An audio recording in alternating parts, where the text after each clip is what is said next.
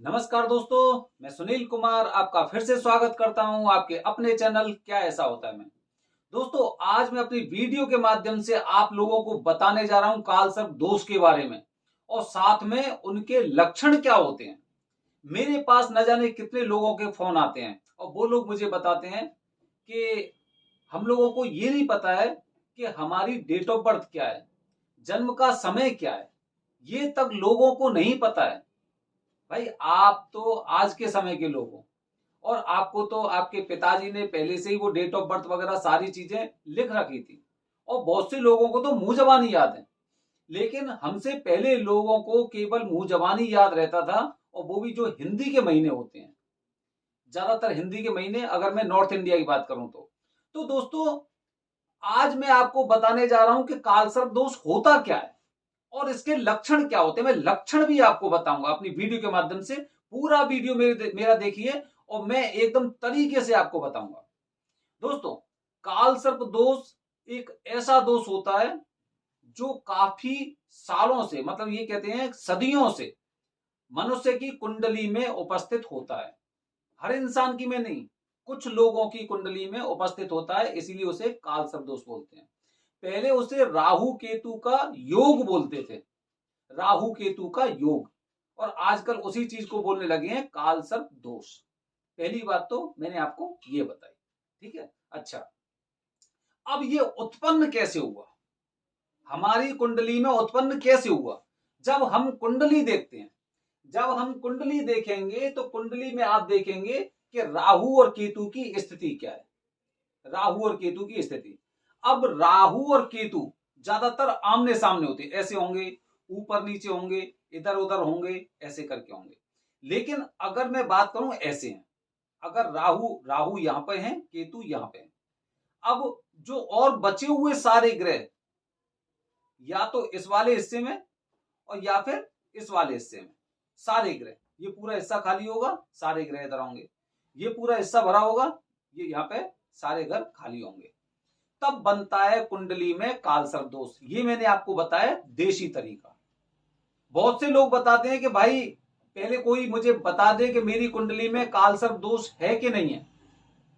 तो दोस्तों, वो कालसर्प दोष को आप इस तरह से देख सकते हैं कि राहु और केतु की स्थिति क्या है और सारे ग्रहों की उनके साथ स्थिति क्या है। ये तो हो गया कालसर्प दोष। कालसर्प दोष, जैसे कि अगर ये आप ये चौकड़ी देखेंगे, ये चौकड़ी में टोटल 12 घर होते हैं। कितने घर होते हैं? 12। इसीलिए जो कालसर्प दोष होता है वो भी 12 तरह का होता है, ठीक है। कुंडली के अनुसार मैंने एक एक वीडियो अपना शेयर किया है एक एक कालसर्प दोष के लिए। तो 12 तरह के कालसर्प दोष होते हैं। ये तो कालसर्प दोष हो गए जो पूर्ण रूप से कालसर्प दोष होते हैं, पूर्ण रूप से।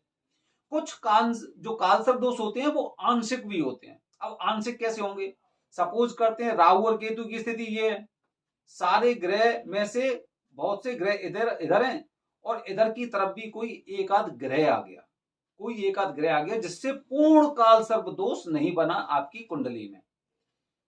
सपोज करते हैं इधर शुक्र आ गया, चंद्र आ गया, कोई भी आ गया, तो मतलब सारे ग्रह इधर होंगे, केतु इधर, राहु इधर, और कोई एक ग्रह अगर यहाँ पे बीच में आ जाता है तो इसका मतलब ये होता है कि पूर्ण कालसर्प दोष ना होके आंशिक कालसर्प दोष होता है, और इसकी भी शांति बहुत जरूरी होती है। अब जरूरी क्यों होती है, अब मैं वो बताने का प्रयास कर रहा हूं।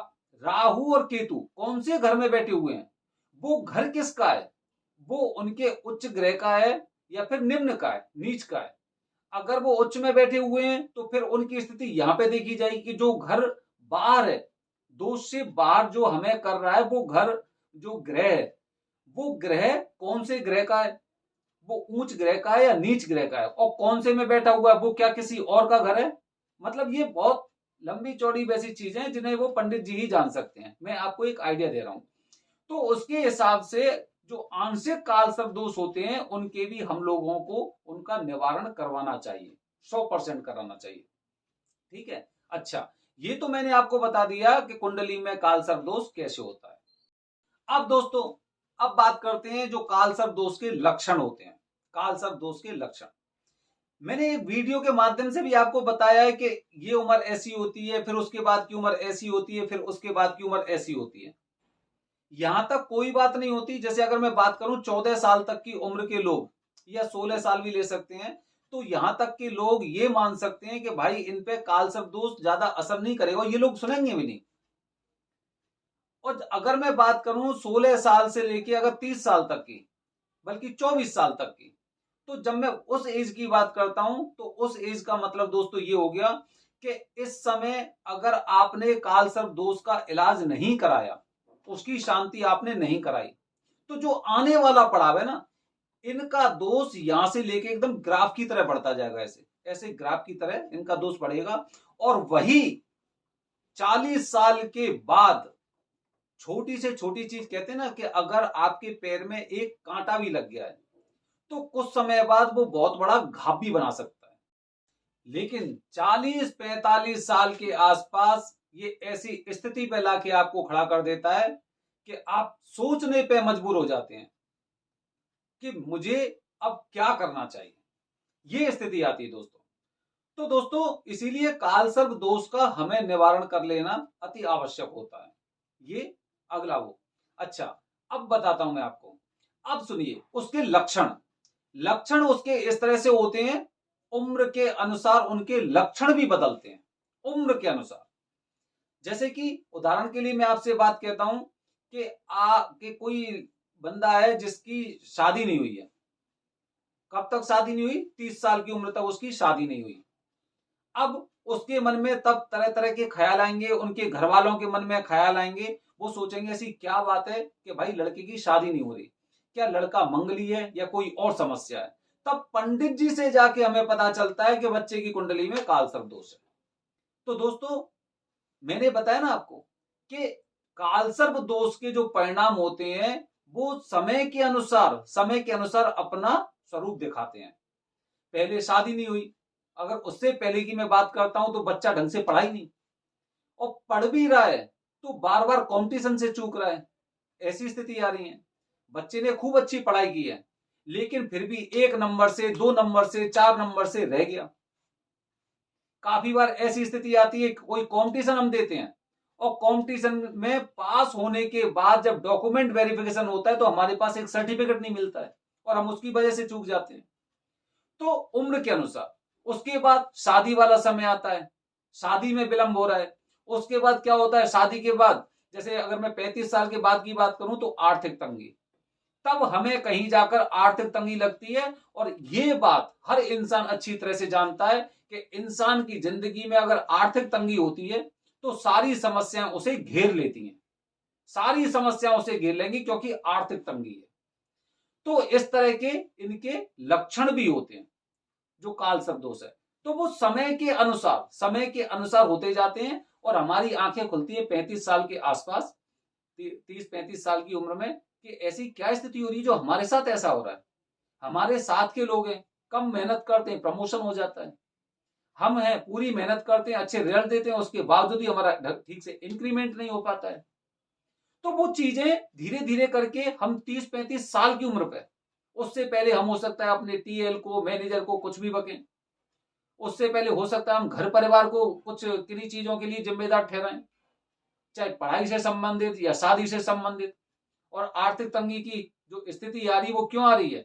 हमने बिजनेस भी प्लान कर लिया, पूरी तरह से हमने उसकी जो फॉर्मेलिटीज होती है वो फॉर्मेलिटीज भी हमने पूरी कर दी, और हमें पता है कि इस बिजनेस में हमेशा फायदा ही होता है, हमेशा फायदा होता है। यहां तक कि मैं एक बिजनेस की बात कर रहा हूं आपसे। आप अच्छी तरह से जानते होंगे, देश का हर नागरिक अच्छी तरह से जानता है, जिसे बोलते हैं मदिरा या शराब। ये मान लो शराब की दुकान अगर किसी खेत में भी है, किसी खेत में भी है, तो उसे किसी का प्रमोशन करने की आवश्यकता नहीं है कि हमारी दुकान यहां पर है। किसी को भी जरूरत नहीं है। जिसे जरूरत होती है, रास्ते में जो ठेले वाले चलते हैं, बस वाले चलते हैं, उन्हें भी पता रहता है कि एक ठेका इस खेत में भी है। लेकिन दोस्तों क्या हुआ कि ऐसे बिजनेस को करने के बावजूद भी हम लॉस में जा रहे हैं। सोचिए, कोई तो वजह है कि जहां पर एक ऐसा बिजनेस है जिससे हमेशा हर इंसान को प्रॉफिट होता है, हर इंसान को प्रॉफिट होता है। और जब मैंने वो बिजनेस किया तो जो पैसा था वो भी गया। क्या है? और समझ में हमारी में कब आई? यही मैं बात बताने का प्रयास कर रहा हूं कि कालसर्प दोष के लक्षण ऐसा नहीं है कि कोई आदमी अगर 14 साल की उम्र में कहे कि भाई इसका विवाह नहीं हुआ या फिर इसे आर्थिक तंगी झेलनी पड़ रही है। समय के अनुसार बुढ़ापा आएगा तो हो सकता है उस समय के लक्षण अलग तरह से होंगे कि हॉस्पिटल ले जाते हैं तो डॉक्टर बताता है कि सारी चीजें ठीक है, सारे टेस्ट वगैरह एकदम नॉर्मल आ रहे हैं, बीपी भी सही है, शुगर भी सही है। उसके बावजूद भी घर में 2-3 दिन बाद फिर एकदम बेचैनी सी, परेशानी सी हो रही है। क्यों हो रही है? तो उम्र के अनुसार इसके लक्षण होते हैं। जो परेशानियां आप लोग झेल रहे हैं वो हो सकता है कालसर्प दोष की वजह से हो, लेकिन हमें तो पता ही नहीं है। हम नहीं जानते कि हमारी कुंडली में कालसर्प दोष है। लेकिन जब 35 साल की उम्र के आसपास जब हम पहुंच जाते हैं और जब घर परिवार में चर्चा होती है कि इस इंसान को तो आजकल बहुत ऊंची मंजिल पे होना चाहिए था, तब हम सोचते हैं कोई ना कोई वजह तो ऐसी है। क्या वजह है? तब हम हो सकता है कि जो झाड़ फूंक करते हैं उनके पास जाएं कि भाई नजर लग गई है, हो सकता है किसी तांत्रिक के पास जाएं, और हो सकता है कोई लोग पंडित जी के पास जाए। अब पंडित जी को कुंडली बताई, उसमें पता चला कि कालसर्प दोष है। बताइए कब पता चला? अब उस दोष की वजह से आज हम इस दोराए पर खड़े हुए हैं कि आज हम ना तो ठीक से शिक्षा ले पाए, समय पे शादी नहीं हुई, और बिजनेस कर रहे हैं तो उसमें लॉस हो रहा है, या फिर नौकरी कर रहे हैं तो बार बार नौकरी छूट रही है, मतलब आर्थिक तंगी। तो दोस्तों ये उसके कालसर्प दोष के लक्षण होते हैं। इसीलिए मैं तो ये कहता हूं कि जैसे कि अगर हम पुराने समय की बात करते हैं, भगवान श्री राम जी का जन्म हुआ था तो राजा दशरथ जी ने अपने बच्चों की कुंडली बनवाई थी।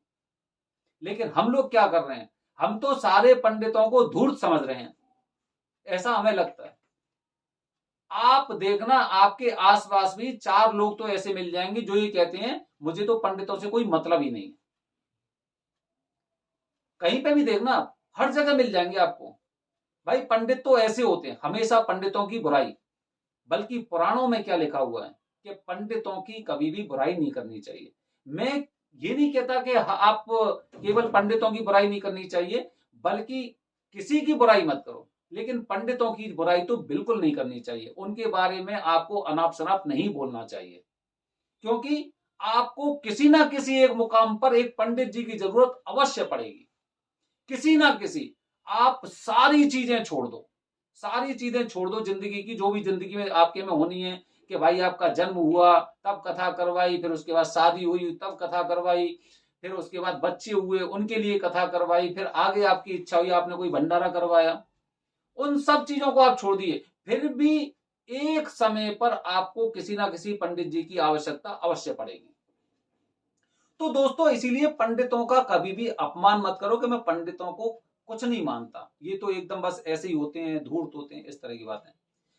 जिस दिन ये सारी चीजें निकल जाएंगी ना, उस दिन से हम द्वारा से उसी काल में पहुंच जाएंगे कि हम अपने बच्चों की कुंडली पहले से ही दिखवा लें किसी अच्छे जानकार से, और उनके सही समय पर उनका निवारण करवा लें, जिससे कि जो परेशानी हम लोग झेल रहे हैं वो परेशानी ये लोग ना झेल पाए। और जब ऐसा होगा, पहले से सारी चीजें खत्म हो जाएंगी, तो उसके बाद क्या होगा? सब लोग तरक्की करेंगे, किसी को किसी की आवश्यकता ही नहीं होगी।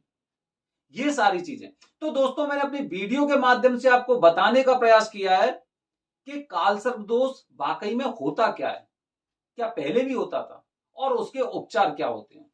दोस्तों इन सब चीजों में, इसके अंत में मैं आपको दोबारा से एक बात और रिपीट कर रहा हूं कि ग्रुप में पूजा का कहीं पर कोई भी ऐसा जिक्र मैंने नहीं सुना है, ग्रुप में पूजा का। क्योंकि उसके पीछे काफी चीजें होती हैं, बहुत सी चीजें होती हैं। जब आप खुद सोचने का प्रयास करोगे ना, खुद सोचने का प्रयास करोगे, तब आपको वो चीजें समझ में आती हैं। तो ग्रुप में पूजा से हम लोगों को बचना चाहिए। कुछ ऐसे पंडित जी हैं जिन्होंने क्या है कि जो वहां पे वरदानी पंडित जी भी बोल सकते हैं उन्हें, उन्होंने ये सिस्टम कर दिया है कि वहां पर लोगों को ग्रुप में पूजा करानी पड़ रही है। हम धीरे धीरे करके उस मार्ग पर आगे बढ़ेंगे कि पंडित जी की इस वाली प्रथा को हम बंद करवाएंगे, और जो लोग अपनी पूरा जो उनका मेहनताना होता उतना पैसा अगर नहीं दे पा रहे हैं, नहीं दे पा रहे हैं वरदानी पंडित जी, तो आखिरकार क्यों नहीं कर पा रहे हैं? क्या उनकी भी जरूरतें बढ़ गई हैं, या फिर उनके अंदर भी ऐसा मोह जागृत हो रहा है कि जिसकी वजह से ग्रुप में पूजा करा के वो एक दिन में बहुत सारा पैसा कमाना चाहते हैं? मैं इन बातों को किसी के निजी तौर पर नहीं कह रहा हूं, ये मेरा खुद का मानना है। तो हम भी उस स्तर पर लाने का प्रयास करेंगे। जितने लोग हमारे चैनल के माध्यम से जुड़ेंगे, हमारा प्रयास ये रहेगा कि हम अकेले में पूजा करवाएं। अगर उनकी वो 11,000, 15,000, 21,000 दक्षिणाएं उतना नहीं दे पा रहे हैं, उसके बाद चलो ठीक है 9,000 में करेंगे, 7,000 में करेंगे, 6,000 में करेंगे, लेकिन समय आएगा। वो हमारा प्रयास है, वो समय आएगा। बने रहिए हमारे चैनल के साथ दोस्तों। धन्यवाद। जय हिंद, जय भारत, हर हर महादेव।